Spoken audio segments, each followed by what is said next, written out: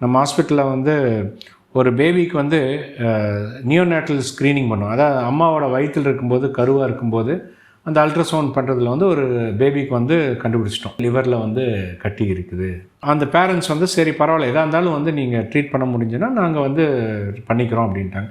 பிறந்ததுக்கப்புறம் வந்து அந்த கட்டி வந்து என்னென்னு பார்க்கும்போது பார்த்தா அது வந்து ஒரு ஹெமான்ஜியோமா, கன்ஜென்டல் ஹெமான்ஜியோமா.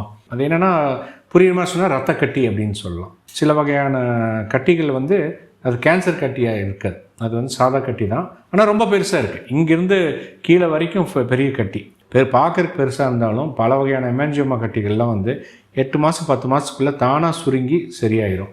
அது வந்து கேன்சராக மாறுறதுக்கான வாய்ப்பு இல்லை. ஸோ இது வந்து வயிற்றில் கருவாக இருக்கிறதுலேருந்து நாங்கள் ஃபாலோ பண்ணிகிட்ருக்கோம்.